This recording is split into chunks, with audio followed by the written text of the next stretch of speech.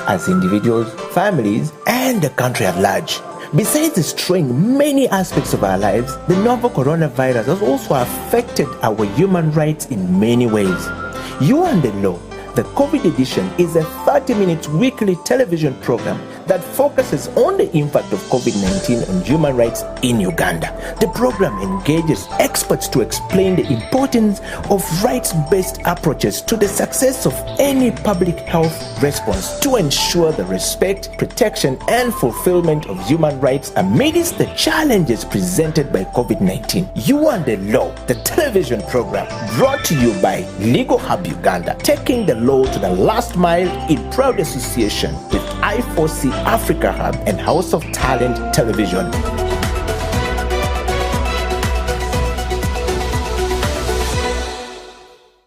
You know, we're working on a case in Mityana, and this is one of the saddest cases I had ever dealt with, because this woman was pregnant. It just portrays an ordinary Ugandan woman. Yeah. Very pregnant with twins. She didn't have money for a scan, so she didn't know she had twins. So she reaches, time to give birth, she goes to a health center 3. When she reaches there, she produces the first twin. After giving birth to the first twin, the second one was breech. Unfortunately, the health center 3 couldn't give her a C-section. So they give her a referral letter to go to Mityana General Hospital. Mityana General Hospital was 13 kilometers away on a Maram Road. Now just know there are no ambulances. They had to put on a border.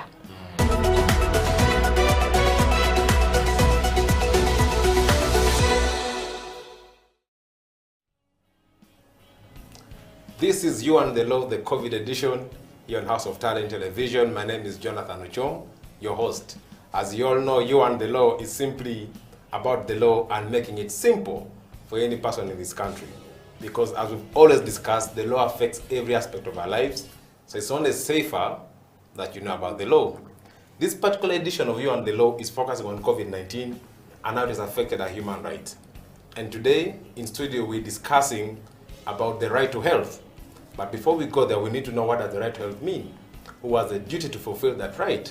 How has COVID-19 affected it? With me is Ms. Rose Wachikona. Rose is the Senior Program Officer at the Center for Health, Human Rights and Development. Rose, you're welcome to You and the Law. Thank you so much, Jonathan, and thank you for having me here. How have you been? I've been good. I've been good. We're attending the Rule of Law Symposium for Uganda Law Society today. Okay. And we're discussing this very topic, so it's interesting that I'm carrying it on this show. That's fine. So, talking about SEHAD, the kind of things that you do, maybe for somebody who could be, hearing about you for the first time, the organization, you could give us a little bit of a sneak peek into what the center does. SEHAD was started in 2009, and the primary purpose of setting up the organization was to promote the justiciability of the right to health. Justiciability. The justiciability, Some which of those words enforcement. Okay.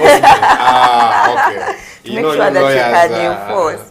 There's a lot of concentration on civil political rights at that time, the right to vote, right to practice your religion, freedom of movement, all those civil political rights, as we would call them, but there was very little emphasis on what we call socio-economic rights, which deal majorly with social security, like the right to food, right to adequate food, the right to health, the right to clean and healthy environment, some of the right to shelter, all those fall within socio-economic and cultural rights. So we were challenging ourselves to say, are we able, is a human being, a Ugandan, able to enforce a socio-economic right within this country? So the organization was set up in 2009 to ensure that it does that. Its major aim was to do advocacy, to do litigation, but also empowerment in terms of the right to health. And we've done several cases in public interest litigation, majorly looking at maternal health, but we've also extended into issues of regulation of the private sector when it comes to health, and issues of mental health. So we've expanded into several areas where we've made inroads in litigating the right to health. Okay, you sort of starting on a high note, talking about how enforceable this right is. But perhaps before we got there, can we just understand when we talk about the right to health, what are we talking about? Why should I care about the right to health? Like, what's the big deal about this right? The right And to what health. does it contain as a package? What do I find? What will I find there if I say this is the right to health? The right to health has its bedrock or its foundation in the human rights of Uganda. When you talk about the human rights of Uganda, they were set up after the Second World War. So countries went to war, they fought each other, everyone died. Then afterwards they said, we should stop killing each other. We should find a way of living harmoniously. Yes. So in 1948, the UN set up this big assembly. They met together and they passed what we call the Universal Declaration of Human Rights. Yeah. So many countries in the world, including countries that you wouldn't assume, are actually signatories to the Universal Declaration of Human Rights. And under the Universal Declaration of Human Rights, they established several human rights. And then they established several committees and several conventions to come up with specific rights and explain them. So thereunder, they set up what we call the Convention of Economic, Social and Cultural Rights. Yep. So it has under Article 12 what they call the right to the highest attainable standard of health. Highest attainable Standard of health. So this doesn't mean that you have a right to be healthy, that every time you get malaria, the government must be held responsible. No, no, you must take care of your own health, but it means that the government must put in place certain things to make sure that you're able to enjoy the highest attainable standard of health. Not just your physical health, but your mental health, your spiritual health, your social well-being, everything to make sure that you are okay and living in that particular way. So Uganda ratified this particular convention, and then we haven't yet domesticated it into our constitution per se, but jurisprudence or court decisions, which can also make law, have read into the fact that if you have ratified an instrument internationally, then you can enforce a particular right at a domestic level. So we enforce it through that, but we also enforce it through the right to life, and also through the right to freedom from cruel, inhuman and degrading treatment, and also the right to dignity. So what does it mean for a normal Ugandan if the right exists? The right means that the government has what we call 3 obligations. Yes. There is an obligation to respect, an obligation to protect, and an obligation to fulfill. Okay, that's a very interesting area. Yes, so let's build on those obligations, because I want to see Ugandans holding people accountable on some of these issues. So when you talk about respect, what does it actually mean? When we talk about respect, it means that the government by itself should stay away from violating that human right. So they shouldn't do anything that would not enable you to enjoy the right to health. What are the things that a government would do that would make you sick? For example, they can put in place a law or a policy that would forbid you from accessing that particular right. So they have to stay away from that. Equally, maybe they may take away a health center. There they are taking away your right, so they are not respecting it in that particular region. You're enforcing another human right, not the right to health. Yeah, it could be in freedom from cruel, human and degrading but it affects your health. But it does affect your health, because all human rights are interlinked, and they just sort of feed into each other. So you can't have one without having the other, and it's one of the basic principles of human rights. So they cannot in any way stand in the way of you. Like, for example, if you remember what happened in COVID-19, women were pregnant, they had to go to hospital to give birth. But then the curfew was saying that everyone must be at home, but I am due. So that in itself means the government is not respecting your human right, because they are placing a barrier in place of you being able to We'll talk about those COVID experiences later on, but you talked about 3 rights, you've explained one. How about the protect option? The protect option now extends to third parties. When you're talking about protecting, it means that the government must make sure that no third party hinders your right to health. Oh. So they must put in place processes to make sure that people don't stop you from enjoying your right to health. I'll give an example of maybe if you've got an accident on the road and you need emergency care and you're rushed to a hospital. They have in their guidelines what they say that when a person comes in and they need emergency help, before they pay, treat them, put them in a place where they are okay and can survive, then they pay later. Now, where a health facility tells you that cash down before we put your leg back in order, the government has not put in place enough protective mechanisms for you to enjoy your right to health. So it's about the government's obligation to make sure that third parties do not interfere with your right to health. And the last one, which is fulfill, is the most contentious. Because the other two are easy. They just mean an obligation. But the challenge with fulfilling is that it imposes a positive obligation on the government. That beyond you stopping other people or beyond you stopping yourself from interfering in my right to health, I must go ahead and put in place certain things to make sure that you enjoy your right to health. What are those things? They must put in place hospitals, they must put in place health workers, they must put in place what we call goods and services. Goods and services. Goods and services. Personnel. Exactly. Everything, all that, medicine, equipment, blood must be, everything must run efficiently as per the 5 pillars of the public health system. Okay. Rose, you mentioned that we don't have an express law on the right to health. So how have you been, what have you been basing your advocacy on? Because then people would say, you know, it's not by mistake that Uganda has not ratified this. Maybe it's by design.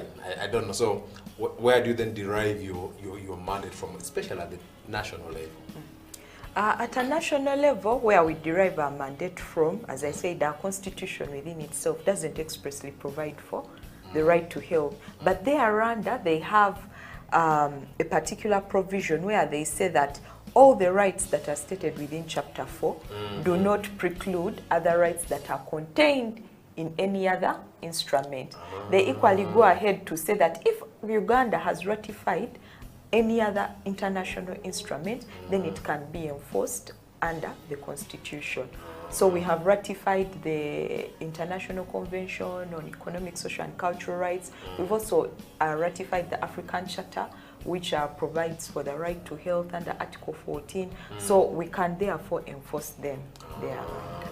Also, you squeeze around. So it's a tall order. You go around the mountain, go around, but ultimately you arrive. But our Supreme Court, in a recent decision that was passed last year, I think it is a case that we had litigated on maternal health, where we were talking about challenging government's failure to provide basic maternal health commodities within public health facilities. Court agreed with us, and they said that the right to health is intrinsically provided for in the Constitution and therefore can be enforced. So that within itself, by court making that pronouncement, you can rely on that directly. You will survive under the because Supreme Court definitely makes laws. And you talked about cases. I know that you put in a couple of cases in court on different, health rights. I don't know what your experience has been, litigating matters related to the right to health. What are some of the issues, challenges that you've been encountering? I think some of the challenges that we have found is, number one, in the failure to delink the right to health from medical negligence. There is a need to always, the judges always, they don't understand the right to health independent of. As a concept of its own. Exactly, independent of medical negligence. The problem with medical negligence is that it looks at health in isolation, and it looks at the wrong that has been committed by a health worker individually. But when we tried to take cases to court through that way, we found that our system within itself is flawed. So a health worker may be available, but they cannot work on a patient because they have no gloves. Or maybe there is a case we had in Arua where there were 2 midwives and they were working on 40 mothers on a ward at one time. Definitely issues of blood transfusion, a health worker may be there, but they don't have blood to transfuse you with. Or another case that we worked on in Mityana, where the midwife was looking at a woman bleeding, but because they had no gloves, she couldn't even touch the woman. So people will blame the health worker, but then the system must support the health worker to do their job. And medical negligence cannot support such a claim. It cannot support it. So you have to take it through the right to health, because then you're able to attack the system in its entirety instead of limiting it to maybe the limitations of a health worker, because our health system within itself is completely flawed. I mean, that's quite a chilling account, you know, some of the revelations you're highlighting here. So then, with all the issues that we have in our health sector already, we get COVID-19. Novel, some people argue that, you know, when it was in China, we were like, you know, that's a Chinese problem. We're good, you know, as a country. But then, I think it was around March or something like that, we started, the signal started dropping in that perhaps the virus is not very far from home, and a lot of things, you know, had to change. So at this point, I would like to get your insights specifically on how COVID-19 impacted on, of course, human rights broadly, but specifically for this conversation, the right to health, because it's a health issue, of course. COVID is, but specifically from the way you've crafted explained the right to our viewers, we now see what obligations accrue and what needs to be done, and perhaps what was done. So I think we'll start on, after a short break, on how the government of Uganda responded and how the virus affected our country. Viewers, you're watching You and the Law, the COVID edition here on House of Talent Television. My name is Jonathan Ochom, and today we are sitting with Ms. Rose Wachikona from the Center for Health, Human Rights and Development, that we mainly know, popularly know as CEHAD, to discuss how COVID-19 has affected the right to health. Let's go for a short break. We'll be right back.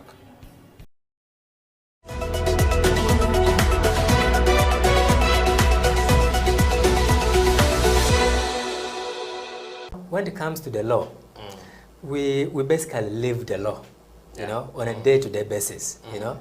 Whether it is in your bedroom, there is a law that governs it. If you're married, for example, even if you're single, there could be something touching on the law, because you might be in your bedroom with an underage girl, or you might be with another person's wife, you know. All the things are the law, you know. If you're a human being, you have rights. Those rights are called human rights. They are examples: the right to health, the right to freedom from torture, that underscores human dignity, freedom from slavery. You're not supposed to be someone's slave.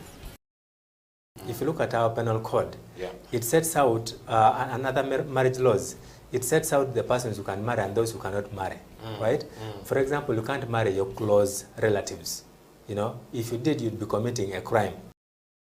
The state is not supposed to tell you who to worship, how to worship, how many times a day. No, you have a right to work. The right to work, you have freedom of association. Cohabitation for whatever period of time does not make you husband and wife, right? And that is why we emphasize to people that when the relationship is still hot, you know, you must ensure that you do what? Marry. Yes. You know? For human rights to be respected, protected, and fulfilled, relevant government programs must actually work. Medicine should reach hospitals, oxygen should be there, health workers should have gloves, teachers should be present. Now they are mostly absent, and they have left the profession, a good number of them. They are into trading. So things must work. If things don't work, human rights are not respected, are not protected, and are not fulfilled.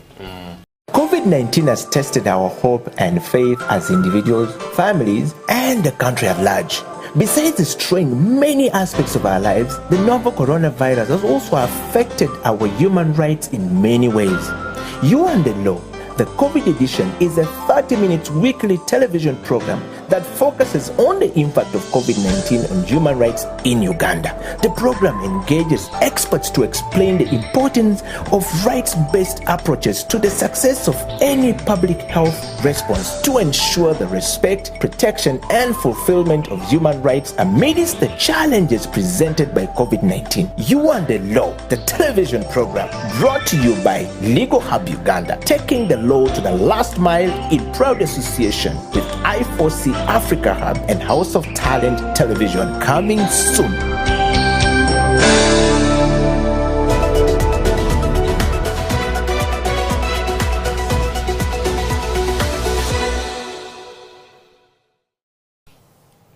Welcome back. This is You and the Law, the COVID edition here on House of Talent Television. My name is Jonathan Ochomo, your host. Today we're discussing the right to health, and we're privileged to have Ms. Rose Wachikona, a Senior Program Officer at the Center for Health, Human Rights and Development. And Rose, welcome back from the break. Thank you so much. Yeah, so before we went for the break, we started this conversation on how the right to health has been directly hit or affected by COVID-19. And I thought you could, pick on from there. What are your insights? I don't think it has affected it negatively. I think it has exposed the challenges and the things that we have been talking about for the past, I don't know how many years. Okay. People always had this presumption that, social security is not an issue that we should put a lot of effort into. You people are asking for too much. There is this theory that they call progressive realization, that we can only put into social security as much as the country has. And that is when all our political leaders and all our mainstream ministries would keep saying that, Uganda is a developing country. And they even forget that we moved to developing and developed, and they say, we are a third world country, we have no money, we have no money. So internationally, the government had made commitments. They made commitments in the Abuja Declaration, where they said that they are going to commit 15% of the entire national budget to health. 15%. 15%. Colossal sum. That was about 10 years ago, I think, in 2010, if I'm not mistaken. But 10 years down the road, they can't do it. They are stuck at about 5%. I think this year we are at 6.5%, if I'm not mistaken. So they had hit a stall. And even that 6.5 that they committed to healthcare within the country, 70% of it is funded by external donors. Yeah. So maybe the EU will come in and contribute something to malaria, USAID will come in and contribute something to HIV, and that is the way that they would consolidate their budget. But the government was putting very minuscule resources into the right to health. But it's not only the right to health in isolation, even in education, even in shelter. We know very well that this country is suffering shelter deficit within the country itself. But they were doing nothing about it. They were no more interested in politics, politicking, prisons, and things to do with civil and political rights. COVID. But now when COVID came, it exposed the rot that existed. Suddenly our healthcare system could not take in patients. It was ill-equipped. We had very few health workers who could even manage patients of the stature of COVID. They couldn't do free and mandatory testing as was expected by the WHO. We had no ICUs, no beds. We had nothing. We even had no PPEs. And indeed, the developed world was saying that, Africans are going to die like ants. And we all prepared to die like ants. But thank God that didn't happen, and that anticipation of gloom didn't happen. But it exposed what is going on within our healthcare system. The second wave of COVID-19, we saw how people struggled just to raise money to treat one COVID patient. It just showed us that all of us are one illness away from total, complete poverty. And it showed the importance of having social security. So the conversation started changing. Right now, even for the ULS to hold an entire symposium on the right to health, for me, it's an achievement within itself. Because way back, they are like, no, they are arresting some political prisoners. Let's go and rescue some victims of torture, which I know is very important. But ideally, a person's well-being and their ability to live a life which is of quality, I think supersedes any other thing. So you're celebrating. We are celebrating. Some people could argue that you're being sadist, you know, in a way, because we've spoken to people who've talked about other rights, labor, education, everything, and people are giving a gloomy picture, but you're here smiling. I am. I am, because even now when I go to court, it's very easy for a judge to understand where I'm coming from. Yeah. When you look at the maternal health petition that we argued it for over 10 years. Yes. And we were pushing court to understand that it is important for a health facility to have a glove so that a woman can give birth safely. And a judge couldn't understand that. They just couldn't. And you push. Finally, they agree. But now, when we filed a case challenging the regulation of private health facilities, suddenly everyone was understanding where we are coming from. The judge was like, indeed, these health facilities are charging too much money. How can you charge 5 million per person? No, the government agreed, and the matter was settled within a span of 1 month, which is something we had never heard of, because the government felt it wasn't a priority for them to look at social security. So for me to walk into a courtroom with a case, with a cause of action in the right to health, and a judge welcomes it, for me that calls for celebration. Okay, quite a rare one, to be honest, from the number of people that we've hosted here. But then I'll take you to the government interventions. So of course, when the virus, came here, government had to act to ensure that we curb down its spread. But what do you make of the interventions that we put in place, and to what extent did they protect the right to health? What worked? I think the COVID-19 exposed where we are going in the future with human rights, and that is the conflict that arises between human rights. Right now you look at public health, then you look at them limiting our rights to freedom, you look at limiting the right to education, limiting the freedom to movement, and you see the tag. You begin to look at the tag. The interventions of the government, of course, were timely. For that, we thank them for whatever it is that they did. And they took it too far at one point. Okay. They took it too far because the purpose of limiting human rights was in order for them to establish, to prepare for the next phase, if I would say. So the first lockdown, they said, all of you stay home. Let us buy beds. Let's equip our hospitals. Let's procure PPEs. Let's work on vaccines. Yes. And we all understood. And we stayed home. But they didn't do that. They didn't procure PPEs. They didn't equip our health facilities. They didn't do anything. So when the second phase comes in, again, it finds us where we were in the first phase. Yes. And again, they lock us down in order to prepare for a third wave. But again, they still haven't done what they are supposed to do. So the challenge is we now begin to delve deep into what does it mean to restrict a person's human rights indefinitely. When you're talking about restricting the right to education, and a child has been seated at home indefinitely, you don't know when the schools are going to open. Is that justifiable in a democratic society?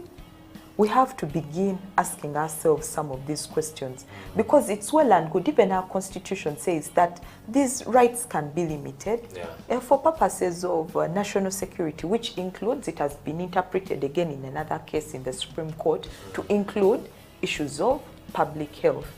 But then again, there are schools of thought that are coming in to say, what does it mean to restrict my right indefinitely? So there are people who have come up, and there are decisions that have been made on how you can be able to restrict a human right. And number one, they say it must be within law. Now, the restriction of human rights on the basis of law is under the Public Health Act. But our Public Health Act was made in 1935. It caters to diseases like smallpox, measles, diseases of long ago. Some of us just hear them like there used to be smallpox somewhere, but really it's not a reality for most of us. And this brings to our mind archaic laws. Can you limit my right based on an archaic law? But we had presidential directives. Were they not filling the void? But now those presidential directives, were they made legally? Because under the Public Health Act, the powers are given to the minister. I don't know when our president became a minister, but he constituted himself into a wrong. Some people argue, It's a wrong office. that ministers exercise delegated authority. No, but the for her, president, she's so- given powers directly from the law. Yeah. But now she was deriving her powers from the presidential directives instead of from the Public Health Act, as she is mandated to do. So that within itself also wasn't legally done. The person who was supposed to be at the forefront of the fight against COVID-19 was supposed to be the minister to issue ministerial directives and statutory Regulations and instruments. Yeah. But now they turned it upside down. But on a basis of a law which is an inheritance of colonialism. Again, we go down to the discussions that we are having right now of decolonizing some of our laws. And this is not the only law. I'll also point out another archaic law we have in health, which is the Venereal Diseases Act. What makes it archaic? Is it just the year of birth? No, it was made in 1975. Do we still call them venereal diseases? I have no idea. They are now Even- called sexually transmitted infections. But the law that is supposed to deal with some of these diseases still refers to syphilis, old diseases, Yeah. not the new current STIs that we have. And it is the similar situation. So our law wasn't prepared to handle an epidemic like COVID-19. It wasn't, because it was on a basis of old law. It is really, really an old law. So it brings in issues. This law was even made before the Universal Declaration of Human Rights, which means that even within itself, it doesn't contextualize or bring the human rights aspects. So it centers not the patient, it centers the doctor. So the decision of the doctor becomes final in everything that you do. They will look at you and say, oh, it seems you have COVID-19, and then they will mandate your quarantining. They will mandate they can enter, search your property without any notice. They can destroy your property without compensation. Isolate your family without any compensation to you, without any notice, without any explanation. Because in those days, public health was centered around the doctor, but never the patient. So that is the problem with that particular law. So we have statutory instruments that come out that again center the health worker. That's why you see women dying on streets while trying to give birth. You see so many things that are going wrong, but it's because we haven't inculcated human rights within our particular laws. So as far as you are concerned, COVID only acted to expose what you've been singing about, and just telling us as a country that, okay, perhaps now you can hear us out. Indeed. It exposed the rot within our healthcare system.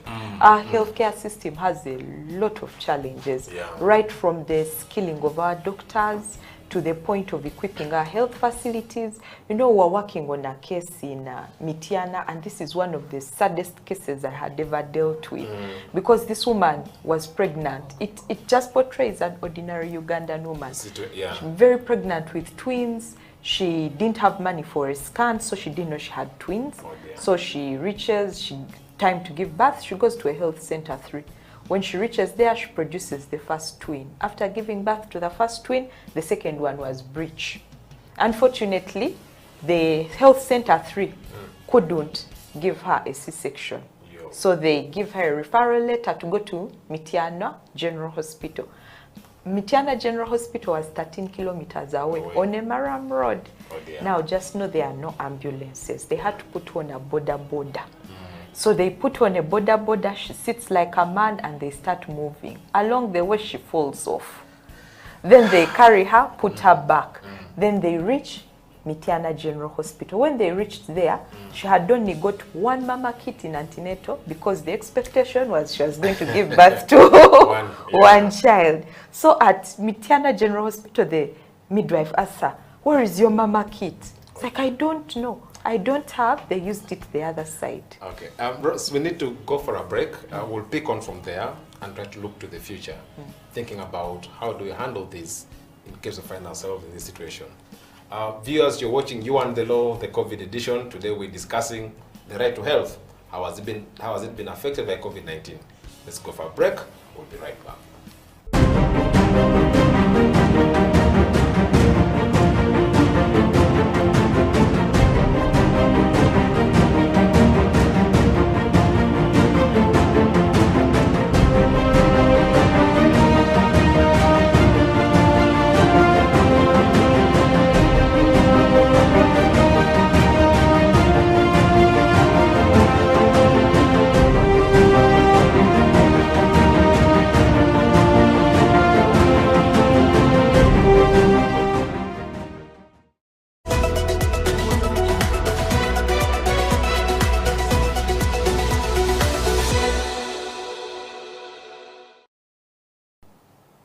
Welcome back from the break. This is You and the Law, the COVID edition.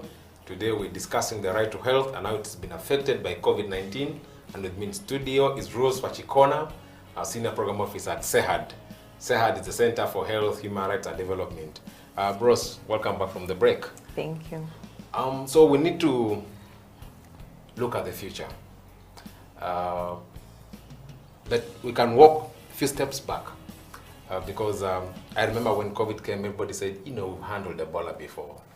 We've handled cholera before. So this will pass as well. But I wanted to sort of start with asking, what lessons have we learned or should we learn from COVID-19? What are those things that we should reflect on as a country? And then later on, we shall talk about, you know, your recommendation. But I thought it's important to learn first. What do we learn from the current situation that we find ourselves in from the angle of health rights? I think one of the biggest lessons that we have learned is about quality of life. We emphasize a lot, especially in African tradition, but even in Uganda, the number of people we have. But we rarely consider the quality of lives that people live. And we leave it to people to fend for themselves at that level. And you know, socioeconomic cultural rights come in to buttress the issue of quality of life. Yes. So I think the big learning was the quality of life that people live actually matters. Yes. It's important to have social security in place. People should be able to walk into a hospital and get treatment. People should be able to walk into a school and get out in P7 when they can read and write. That should be the normal. That should be the normal. It shouldn't be the abnormal that, oh my God, you can read a book. So some of these things we should normalize having good quality life. Yes. And I think as a country that is something that we need to begin demanding from our government. We need to begin demanding strongly. And for me, that was a big learning. But also the other big learning, which we knew, but we didn't really know, was the gaps in our healthcare system and how hard hit it was, how our healthcare workers suffered to hold this country afloat when we were suffering with COVID-19.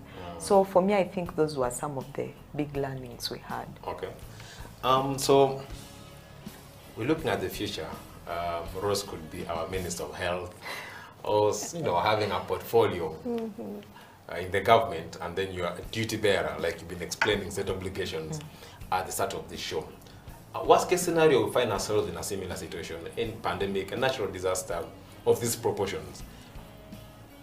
Can you run us through a few ideas that you think can enable the country prepare better to be able to deal with that problem and ensure that we protect people's right to health? What should be done to say that, okay, if anything like this happens again, we are good as a country, we'll deal with it? I think the first thing we need to do is to honor our international obligations. As a country, we need to increase funding for health, we need to increase funding as of yesterday. We can't be here and saying that 70% of our health budget is being financed by external people who will then dictate what they can or cannot finance. That's why you'll find maybe HIV has a lot of money, but things like TB have no money at all. Issues like cancer have no money at all. It's because our healthcare system is being managed by external partners. As a country, we need to urgently increase our budget, internal budget, not external budget for health. Let us pay our health workers well. What's wrong with the doctor getting 5 million shillings per month? Will the country die? They won't. There is no evil in paying our health workers well. There is no evil in buying medicine and equipping our hospitals. But that will only come when we prioritize the funding of our health care system. But the second thing that is coming up, and which has really struck us hard in this COVID-19 pandemic, is our archaic laws. We keep talking about, we were celebrating Independence Day. Afterwards I said, but what are we independent from? If they are still holding me accountable to laws, The 1935 law. that were left for by the British have moved on. They no longer have those laws on their statutes books, but as we cling on to them as if, you know, the other time I was talking to a fellow lawyer and I was wondering, why are our judges wearing wigs? Why are they wearing those why are we forced to wear flaps, gowns, what? Those are not African things. You want to wear backcloth to court. Let us wear backcloth to court. The Kenyans have done it, and I think they've done a really good job of decolonizing their judiciary. They've done a good job of decolonizing their justice system. I think we need to borrow a leaf. Instead of thinking that a lawyer is that person who wears a wig in court, let it be a lawyer is that person who wears backcloth in court. Not a witch doctor. So let us decolonize our laws. I think our Public Health Act has shown us that our Uganda Law Reform Commission needs to wake up. There are very many laws on our statute books that are just not cognizant of what is going on in the country right now or the recent developments in science.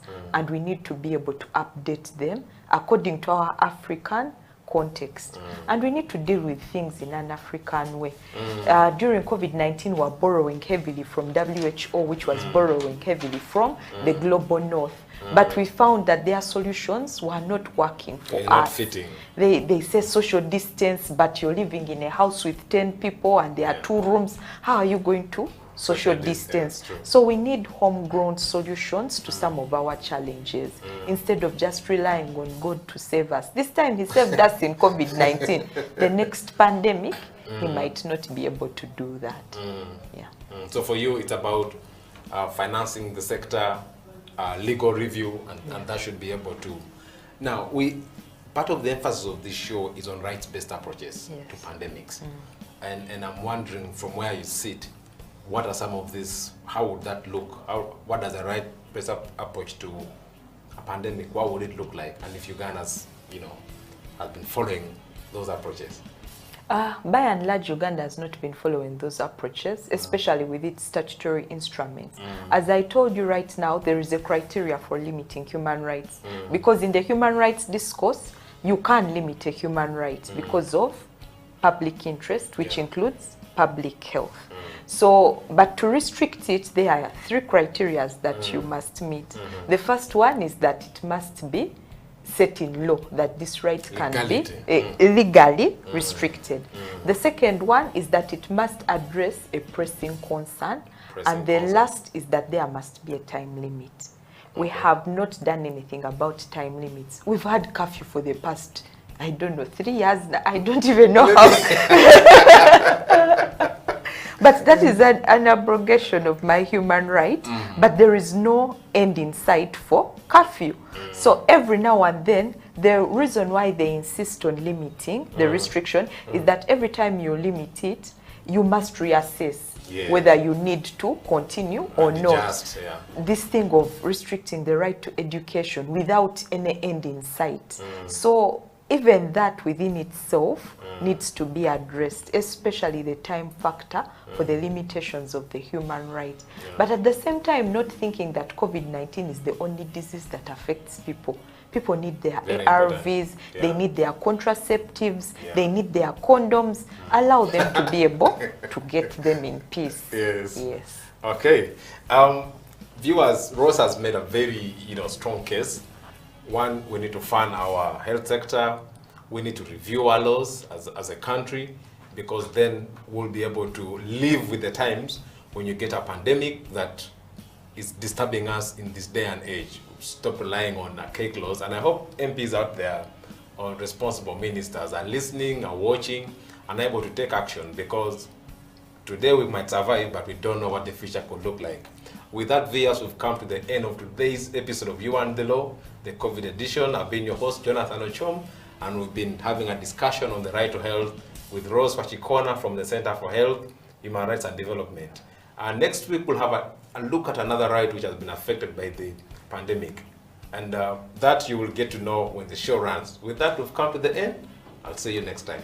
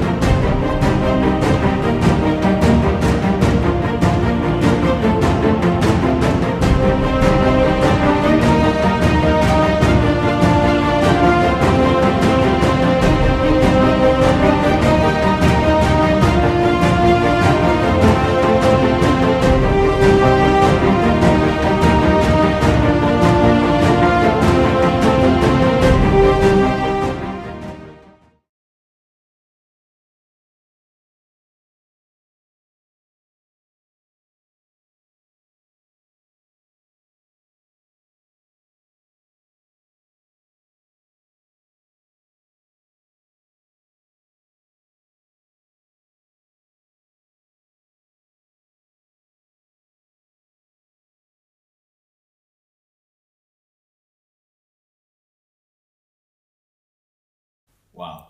So leadership starts with you. And if you set that example, others will follow you. I want to know, what is it like to be the president and the CEO of Baywood Continental, Baywood Group, and all these things going on? How do you manage? You got to stay focused, and you have to have your eye on the ball. Yeah. Eye on the ball, always. So what's that ball? To succeed. Make a success, not minding the challenges. Ladies and gentlemen, Emperor Chris Baywood Ibe. Why the youth? They're the future. I don't care, but they're the future. A journey of 1,000 miles starts with a step. But you know what? That step does not guarantee you're going to reach to that destination. Yeah. Continuous working will ensure you get to that stage. So, one of the things that I pride myself for is that you don't need to have billions to be a philanthropist. Right? Yeah. I did it, and I found the secret to success. It's giving.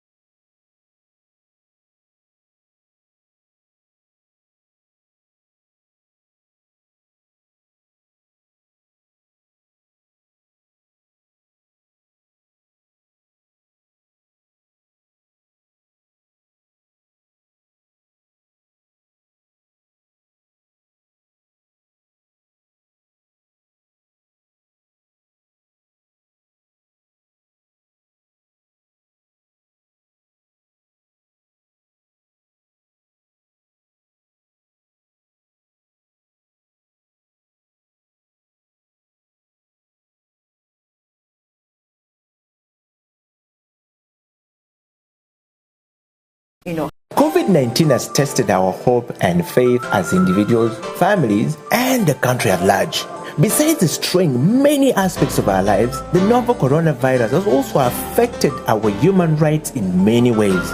You and the Law, the COVID edition, is a 30-minute weekly television program that focuses on the impact of COVID-19 on human rights in Uganda. The program engages experts to explain the importance of rights-based approaches to the success of any public health response to ensure the respect, protection, and fulfillment of human rights amidst the challenges presented by COVID-19. You and the Law, the television program, brought to you by Legal Hub Uganda, taking the law to the last mile in proud association with I4C Africa Hub and House of Talent Television.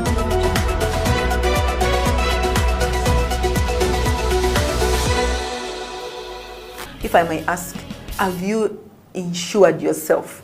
What if your worker acquired or contracted COVID-19? And indeed, we see that because of the negligence at the workplaces, that is how the person contracted it. And then we trace back and it's to the employer. Yes. Are you ready?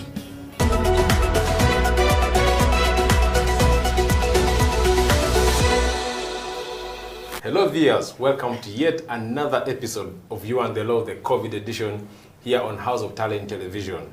My name is Jonathan Ochom, your host. As we've been doing before, we discuss about the law and how it affects the different aspects of our life.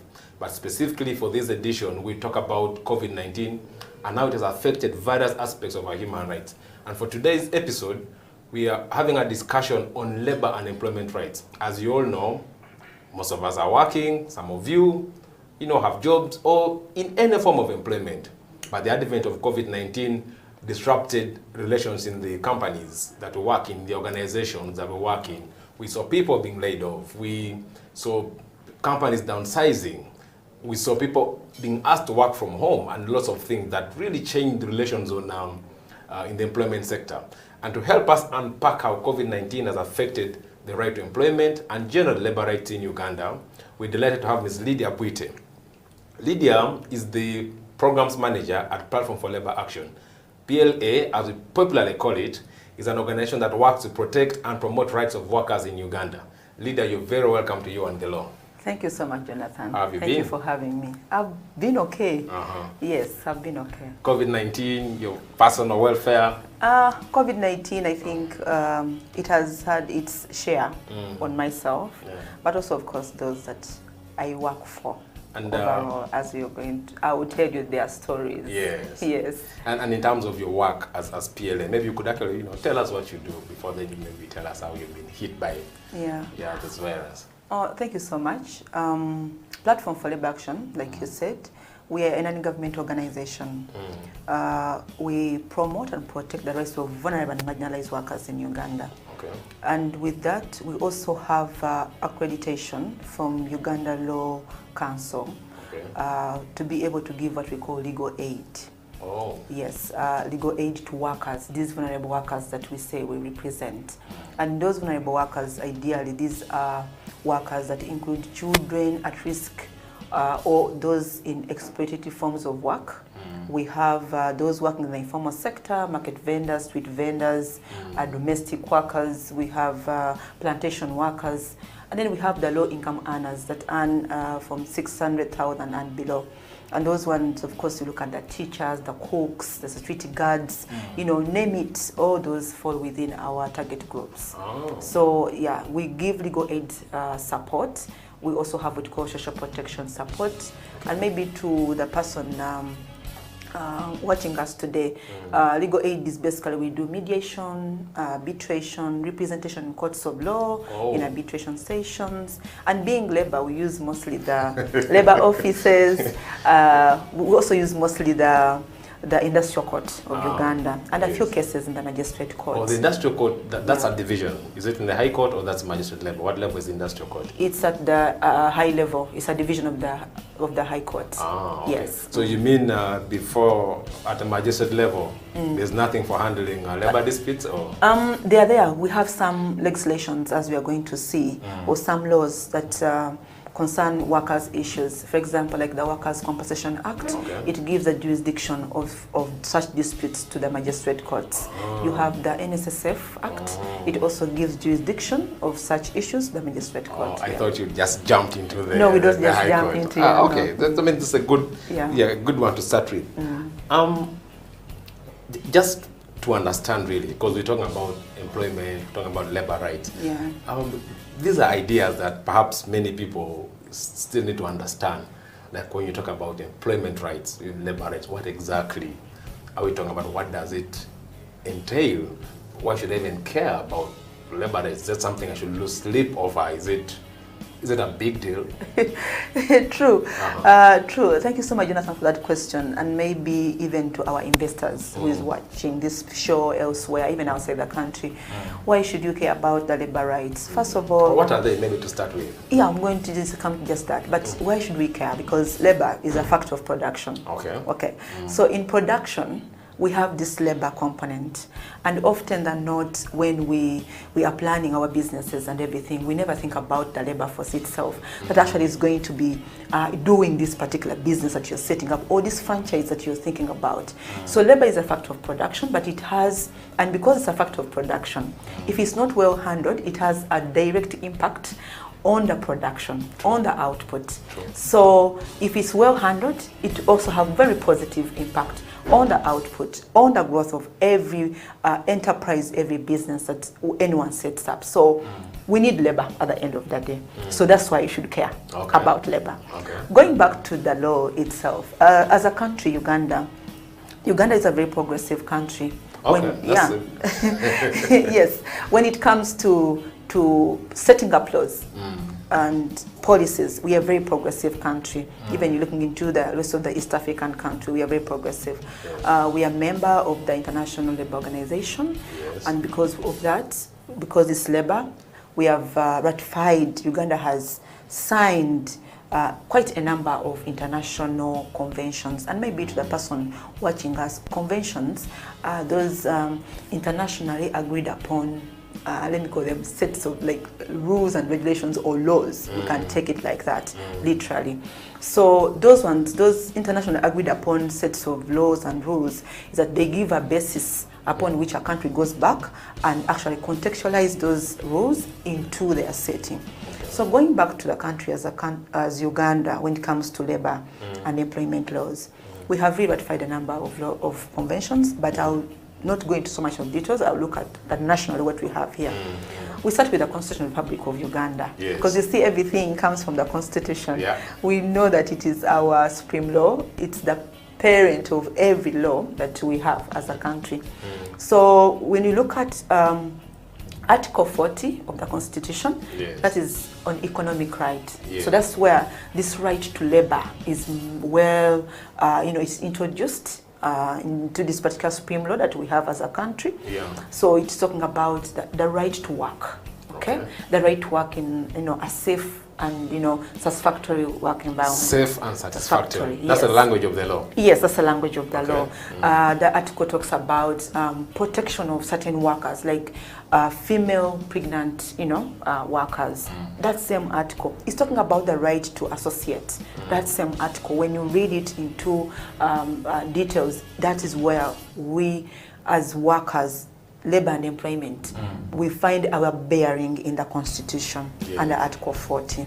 So it details everything, and then it goes ahead to give powers to Parliament to make laws to ensure that to set up I'll call it a favorable working environment for both the employers but also the workers as well. So from the Constitution, the law that we have that comes an act of Parliament is the Employment Act of 2000. We used to have what we used to call the Factory Act, but that was changed in 2006. When I'll come back another day and I'll tell you why we changed it. I was actually curious because factory, then employment. So if I was working in a school, the law wouldn't apply to me. It's because the law that was being changed at that time actually was a colonial law. Most of the worker, like the employment opportunities, were in the factories. So that's why we ended up having a Factory Act. And so it was what was governing the employment relationship at that time. Africans are not doing I think white collar jobs. So, but then in 2006 we see it's also another history where we came up with these laws. But in 2006 we have the Employment Act of 2006.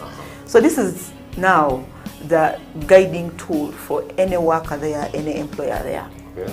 Why? Because it is, we call it is like the basic employment contract between the employer and the employee. Basic. It is the basic. That law is the basic. What does that mean? Basic. So, like it sets the standard. You cannot go below that. A minimum standard. That is the minimum standard.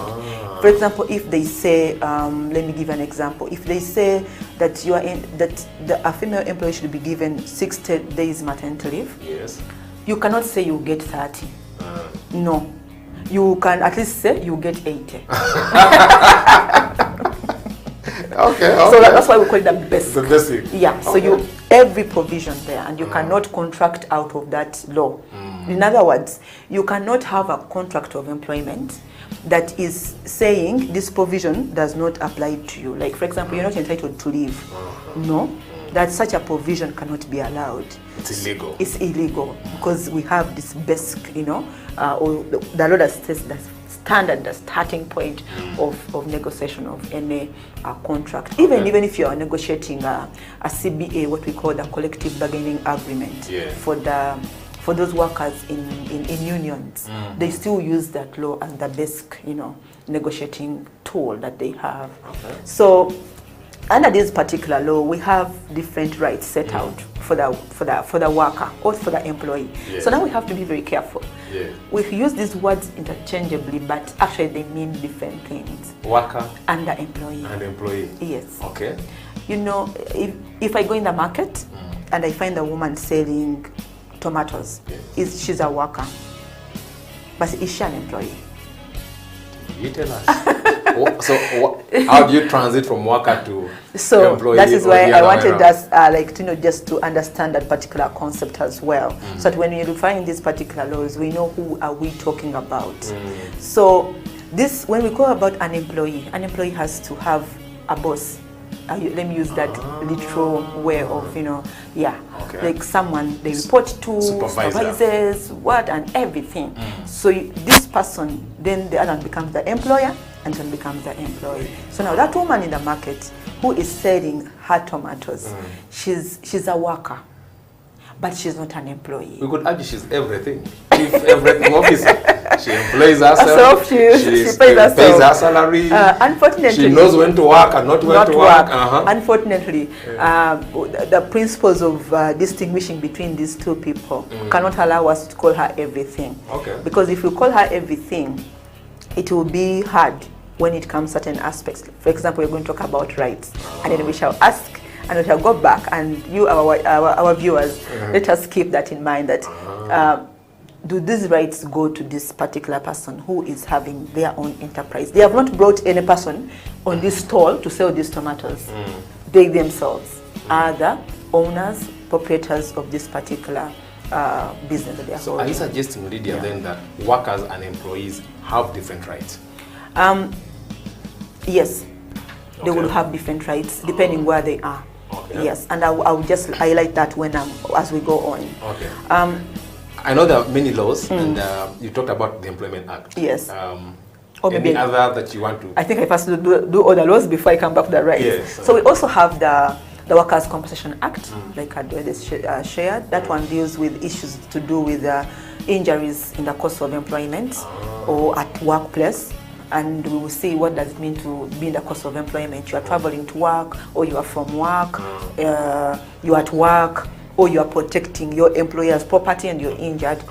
So either it's injury or disease. You can and now where we are right now with COVID-19, this particular law has actually been put to test as we go on. That's an important point. I think let's pause for a quick break. Then we'll sort of come back and build on from there, because you've touched on a very sensitive area around injuries, and we've had a couple of cases, reported in the media of people, getting injured. Viewers, you're watching You and the Law, the COVID edition. And today we are with Lydia Buite from the Platform for Labour Action, one of the foremost NGOs working on to protect employment rights in this country. Let's go for a short break and we'll be right back. When it comes to the law, we basically live the law, you know, on a day-to-day basis, you know. Whether it is in your bedroom, there is a law that governs it. If you're married, for example, even if you're single, there could be something touching on the law, because you might be in your bedroom with an underage girl, or you might be with another person's wife, you know. All the things are the law, you know. If you're a human being, you have rights. Those rights are called human rights. They are examples: the right to health, the right to freedom from torture, that underscores human dignity, freedom from slavery. You're not supposed to be someone's slave. If you look at our penal code, it sets out another marriage laws. It sets out the persons who can marry and those who cannot marry, right? For example, you can't marry your close relatives. You know, if you did, you'd be committing a crime. The state is not supposed to tell you who to worship, how to worship, how many times a day. No, you have a right to work. The right to work, you have freedom of association. Cohabitation for whatever period of time does not make you husband and wife, right? And that is why we emphasize to people that when the relationship is still hot, you know, you must ensure that you do what? Marry. Yes. You know? For human rights to be respected, protected, and fulfilled, relevant government programs must actually work. Medicine should reach hospitals, oxygen should be there, health workers should have gloves, teachers should be present. Now they are mostly absent, and they have left the profession, a good number of them. They are into trading. So things must work. If things don't work, human rights are not respected, are not protected, and are not fulfilled. COVID-19 has tested our hope and faith as individuals, families, and the country at large. Besides destroying many aspects of our lives, the novel coronavirus has also affected our human rights in many ways. You and the Law, the COVID edition, is a 30-minute weekly television program that focuses on the impact of COVID-19 on human rights in Uganda. The program engages experts to explain the importance of rights-based approaches to the success of any public health response to ensure the respect, protection, and fulfillment of human rights amidst the challenges presented by COVID-19. You and the Law, the television program, brought to you by Legal Hub Uganda, taking the law to the last mile in proud association with I4C Africa Hub and House of Talent Television, coming soon.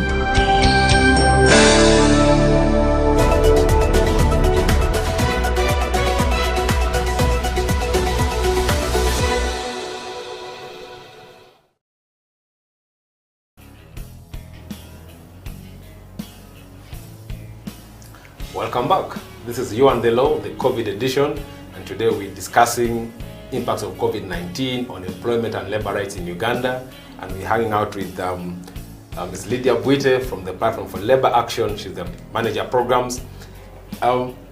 Lydia, welcome back from the break. Thank you. Before we went for a break, you touched on a sensitive law around workers' compensation in Uganda, and highlighting how you could get compensated for injuries you get in the course of your work. I thought you could maybe carry on from there. Yes. So that particular law is really focusing on if a worker gets injured in the course of employment, in terms of what are the obligations of the employer, in terms of offering treatment until he or she is completely healed. Healed. In fact, we have, you can offer treatment up to like 98 months. That is about 8 years. Wow. Then the responsibility to compensate. Completely healed. Yes, completely healed. You can heal.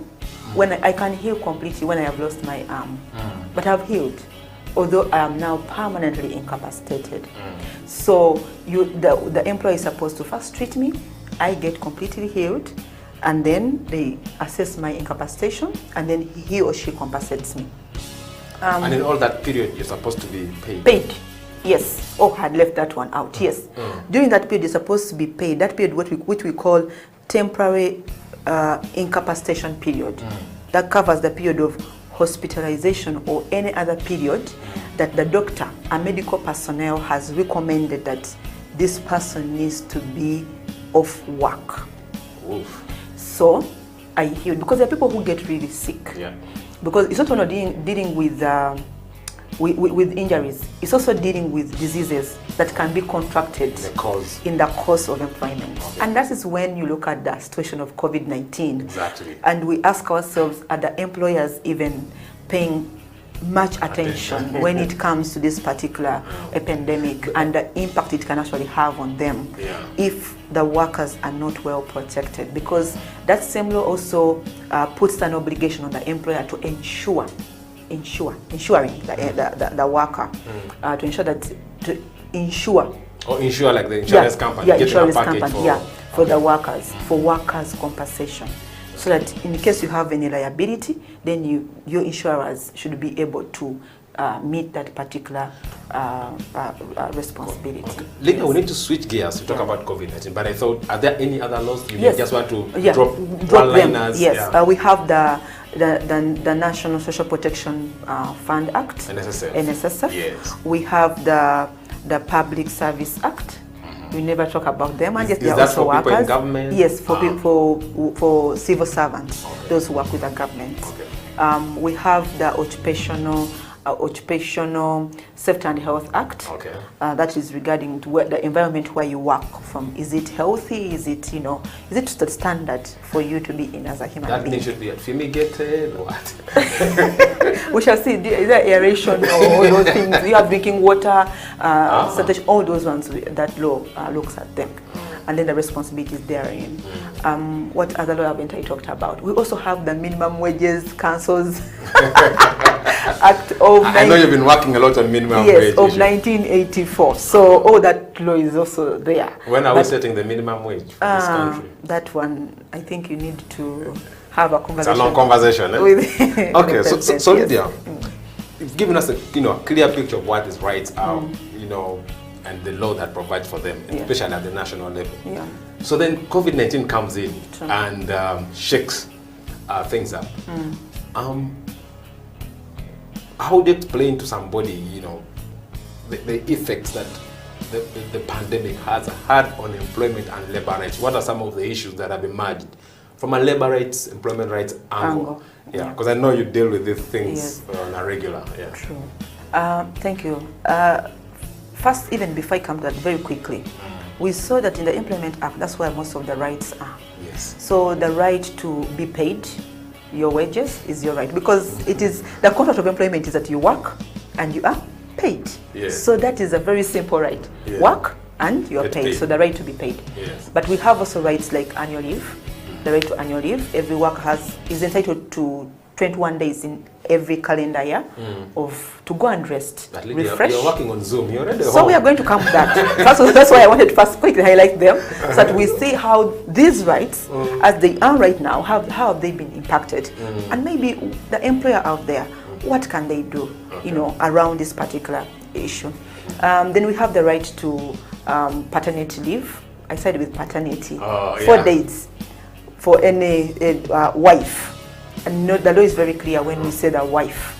We mean the person whom you have entered into a marriage contract legally, a legally binding marriage. Because in law we don't use the word wife to mean cohabitation.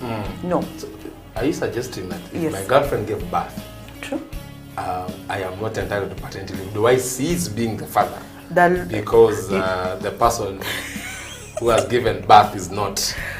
Actually, you don't cease being the father, but there's a way when the law uses a certain word, and if you are to interpret it, in fact, your employer, if they ask you for the marriage certificate, they would not be wrong, because the law uses the word wife, and we know that for one to be a wife, we know the different marriages that are actually allowed in Uganda. Okay. So you need to pay attention to some of those particular areas. Yeah. But you have 4 days as a male employee, and your wife has given birth, you will be given. For the woman, we also have the right to maternity leave. of 60 working days. 60 working days. Yes, 60 Let's clarify working days. this. What does that mean in terms of calendar months? Yes. What does it mean? So we don't include weekends unless at your workplace, even before your maternity leave, you work 6 days. If you work 6 days ordinarily, then we shall actually count you 6 days. But if you work 5 days, we only count 5 days in every week, Monday to Friday. And also if there is any public holiday that falls within this period, we don't include it. So we don't include public holidays, we don't include weekends. So that is how we get to that. So Lydia, in simple terms. Let me also add something.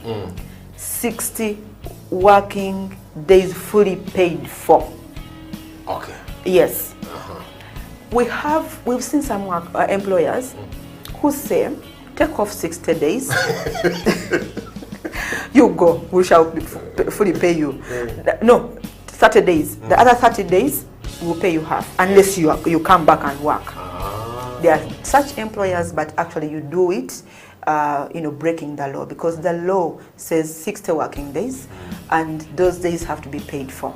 Okay. Yes, so that's the other right that someone has a right to rest. As they are at work, they should rest at least. You give them at least 1 hour of rest during their time. Take coffee, lunch. Take off. They also have a right to be paid overtime if they work overtime. And this one, ensure you as the employer, you need to ensure that, because we have seen the Industrial Court of Uganda setting for us precedents, you need to ensure that if a worker remains your employee remains at work, what are they doing? Were they able to deliver what they ought to have delivered in the 8 hours of the day? And if they are unable, then let them go back home. Because if they stay and sign out, if we sign out at 8:30 and I sign out at 9 p.m., it means that is overtime at the end of the day. Okay, Lydia, so we need to switch to COVID-19 then. Yes. You've given us a very clear picture. Yeah. So how are these two mixed?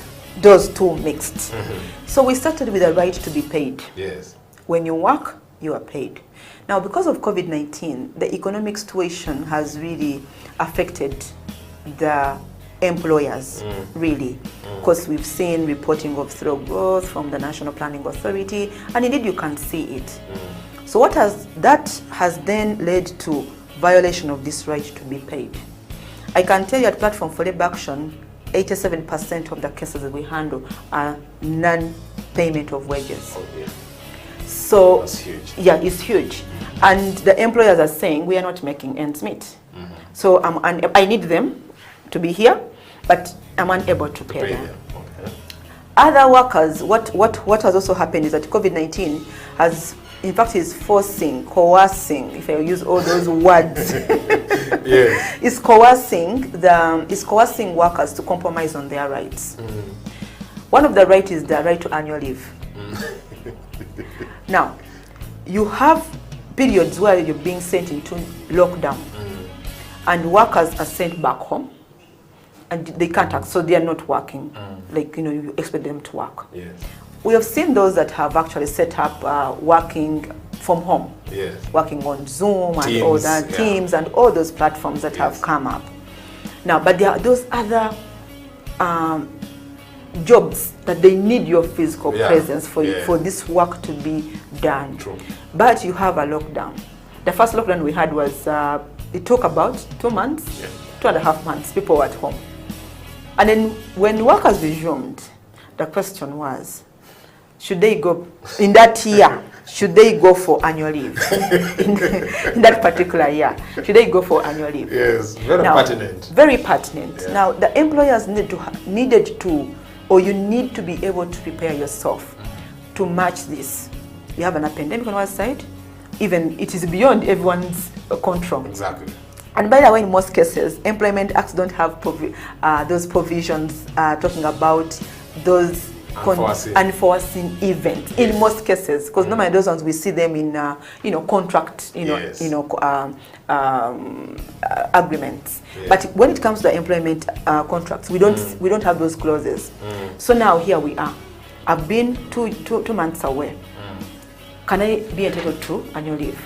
So what other employers are doing that during that period we were away, you apply. Now it's forced leave idea.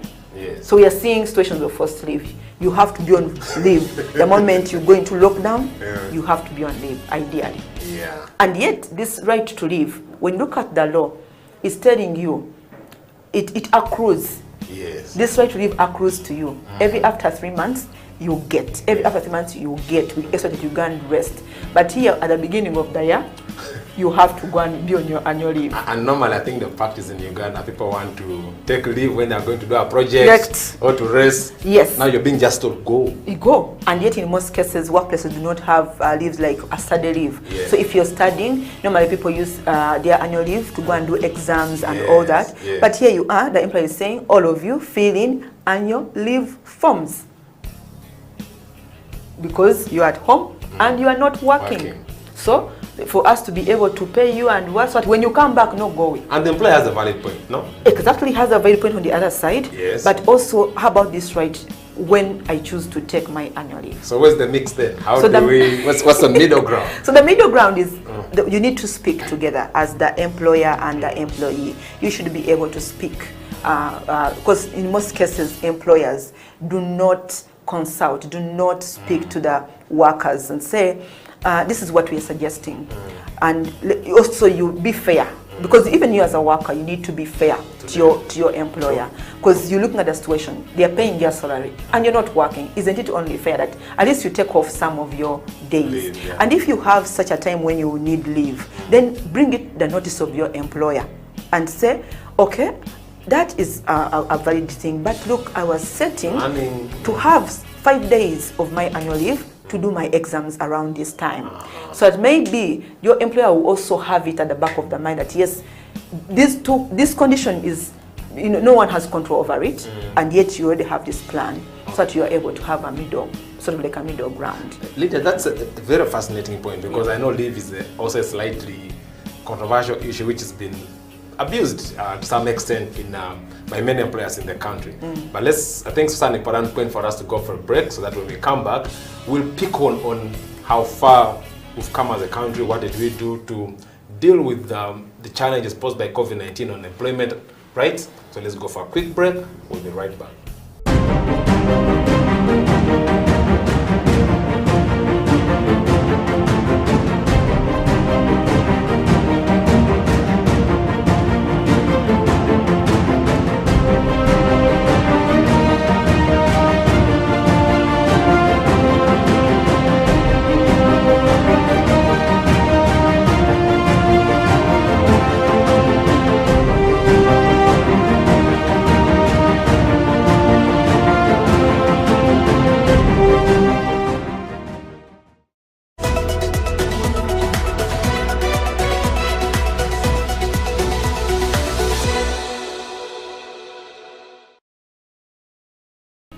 You are watching You and the Law, the COVID edition here on House of Talent Television.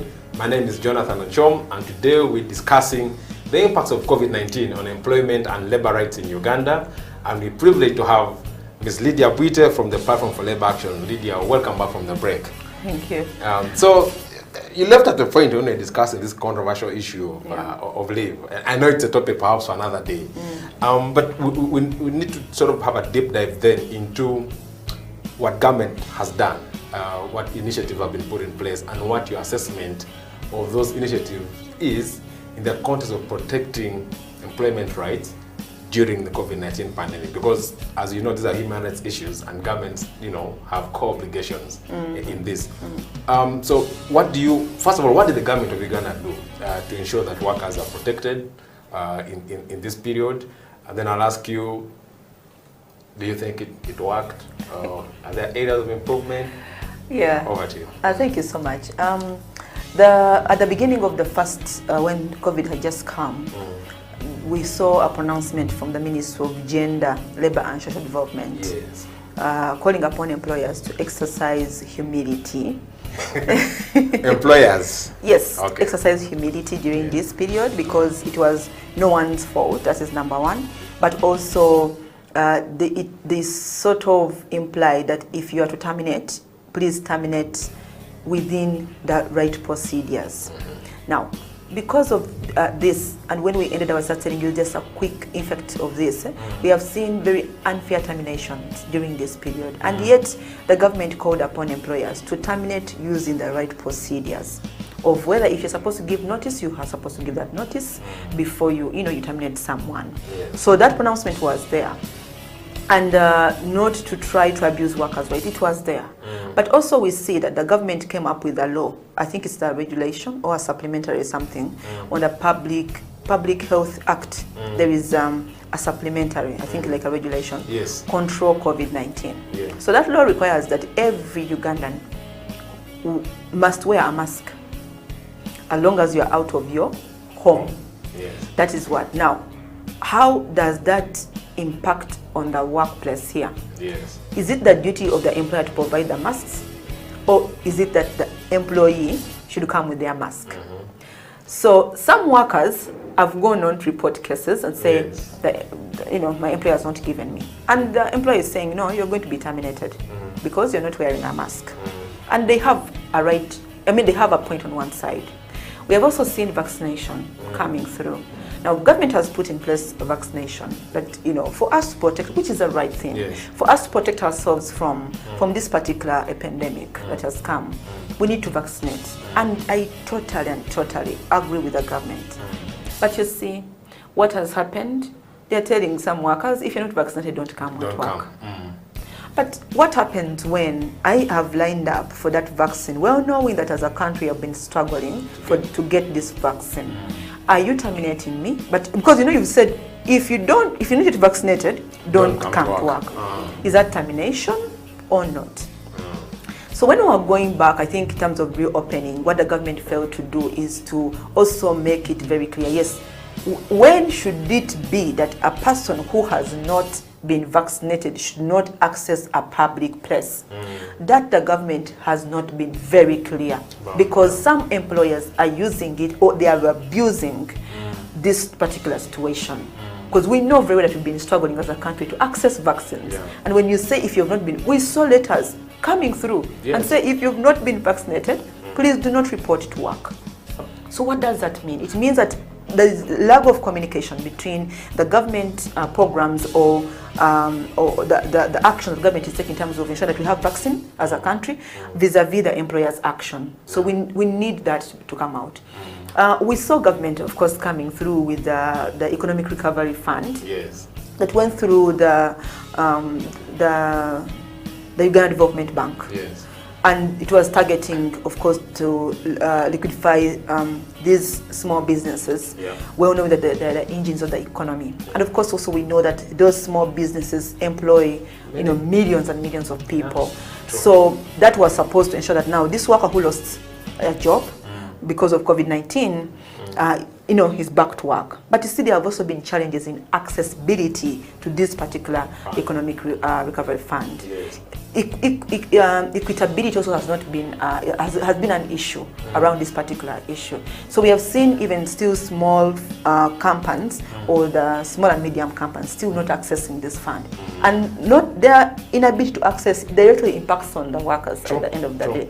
So we continue in that particular angle. And also there is an issue that we need to just talk about, the whole issue of now employers are also using this opportunity to abuse workers' rights. If you say you're not going to do it, Jonathan, there is 1,000 outside that door just waiting to take your position. Exactly. So everyone, you're willing even to compromise on your right. Why? Because there are no jobs. And the employers are using that as their road on. In terms of resolving issues, even an employer who is able to pay off 200,000 says that there is no money.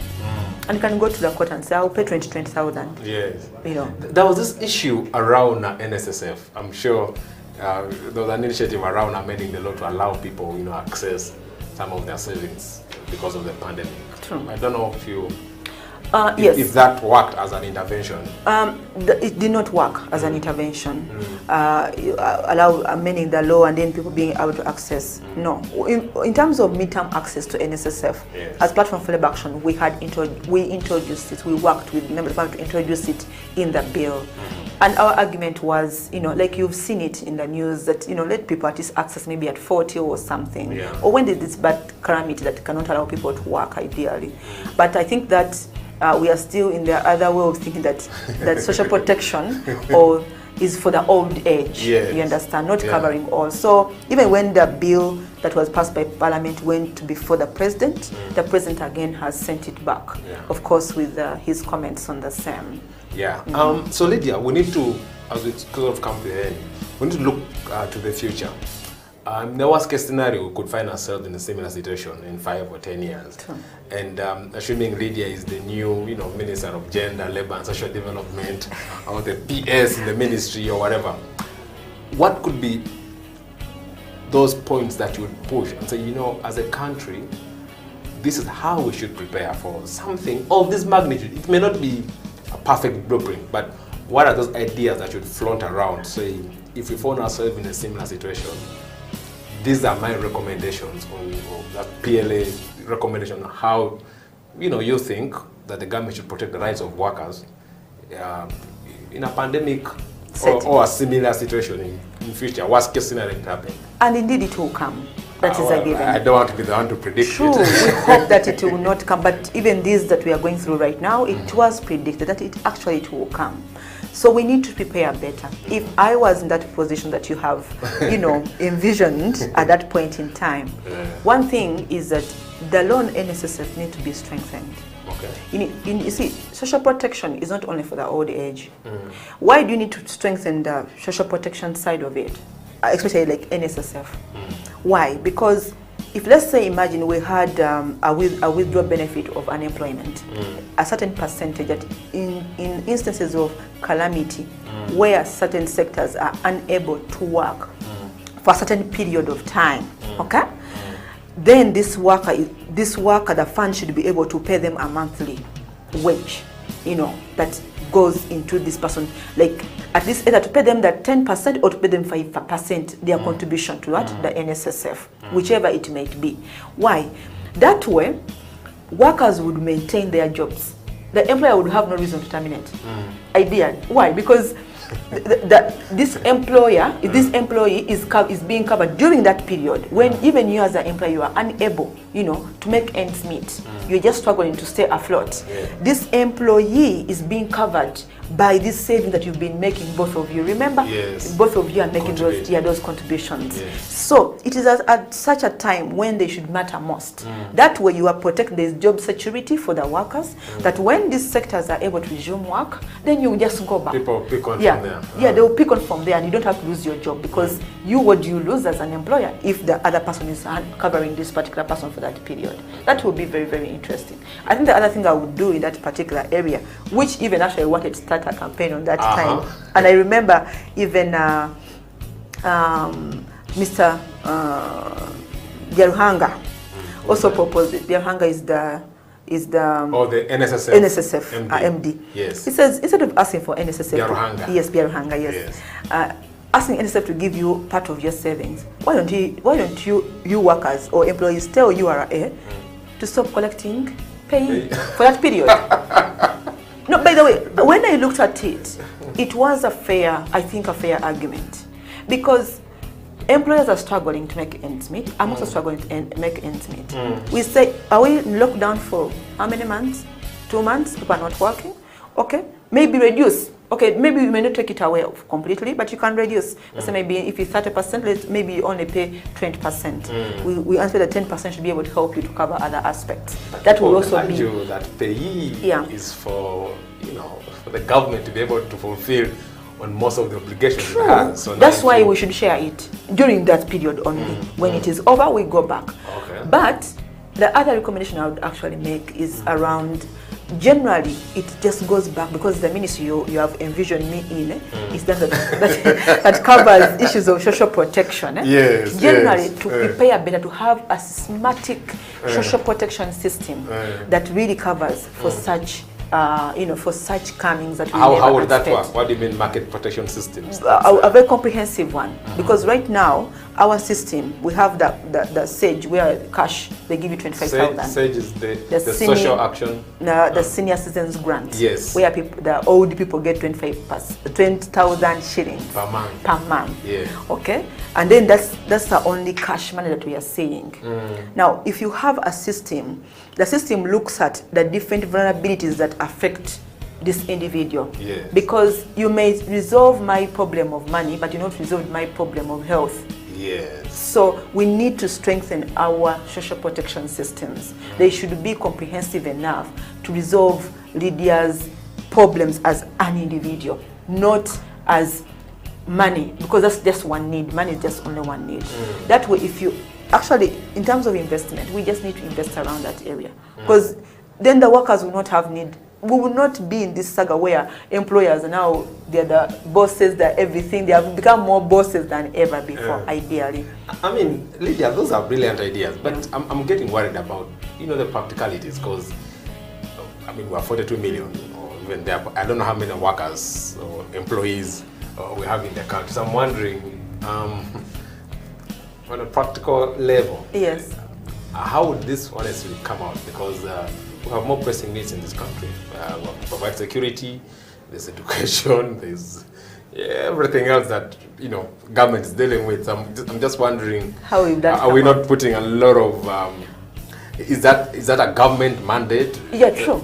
You see, social protection doesn't only look at the money. You should look at the education, because Lydia needs education. Yes. Look at health. Lydia needs health. Look at what I'm saying is that the government should be able to properly coordinate or plan for this individual chronologically, that system, that the health ministry contributes, that the Ministry of Gender, they are speaking, that the education ministry, they are speaking, that at every corner we are actually speaking together. Because money, they are in those different ministries, because it will not only be money for this, it's not different ministries. And yes, we have priorities of security, which I don't think that we are at war. Maybe we are at war, but we need to plan better in terms of planning better, but also to the workers themselves. I think also we have learned something. Yes. Let's save. Now that is not from legal perspective, Right. but me being human in me, that let us save something, even if it is 20,000 every month. Save, because you just never know when you will need it. It's very important. Save. Let us save. For a rainy day. For a rainy day is very, very important. So the employers, how are our systems ready for these? Were they even ready? Or even are they ready even up to now? Because there are those that, yes, we have the pandemic here, but still the systems are not what? Yeah. They have not been built, to take up still such, for example, if I may ask, have you insured yourself? What if your worker acquired or contracted COVID-19? And indeed, we see that because of the negligence at the workplaces, that is how the person contracted it. And then we trace back and it's still the employer. Yes. Are you ready to be able to meet this liability? Yeah, the government came out and said the treatment for COVID-19 is their government responsibility. Yes. But we saw people fighting. We saw people, I heard on the news, members of parliament saying that private hospitals were even taking people's land titles, to treat COVID-19. Yeah. But are we ready as the employer? Yeah. Have you insured? Have you revised issues around work from home? Yes. Have you, the employer, included or incorporated issues of work from home? Because now the home has become a workplace. Yeah. Jonathan, I wonder if I ended myself from home when I'm working on a computer, whether I should ask for workers' compensation. And then on a Zoom call and the baby comes. And then it becomes so it's very challenging. Are we giving the workers the tools they need to work from home? Yeah. Because there's nothing demanding me from work from home. But Jonathan, when I don't even own a laptop. Yeah. My employee don't have a laptop. So how do we deliver from And home? our data costs in the country. Data costs in the country are high. Yeah. We're even having a tax apparently. I didn't know until when I was told so. So we need to be ready as a country, as employers. We need to be ready. We need to revise our human resource manuals to take into consideration such happenings that may come at any given point. But also looking at the new families that a home as a workplace. Yes. Okay. I mean, Lydia, so many things to talk about, but I think viewers, the most important point for me from Lydia, one, besides your employer, you need to prepare yourself. Do a bit of savings. She mentioned another one of the importance of marrying if you want to enjoy paternity leave, because you may not get it if the person is just, without legal status. But more importantly, Lydia has emphasized the need for government to, regulate the employment sector, put in place safeguards to ensure that when we find ourselves in such a situation again, we have a well thought out plan that can enable the country, protect the rights of its workers, because, like you say, labor is a factor of production besides land and capital, and without labor, there's nothing. The economy is dead. With that, viewers, we come to the end of today's edition of You and the Law. I've been your host, Jonathan Ochom, and I've been with Lydia Bwite from the Platform for Labor Action. Special shouts to our sponsors, Legal Hub Uganda and I4C Africa Hub, for putting this together. Until next time, see you.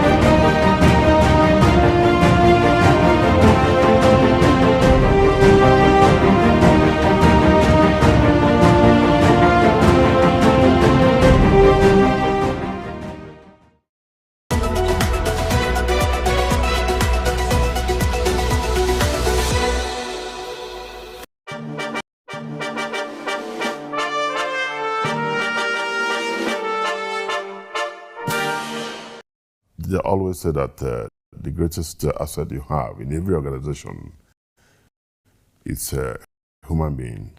So leadership starts with you and how you interact with the people around you, even in your home.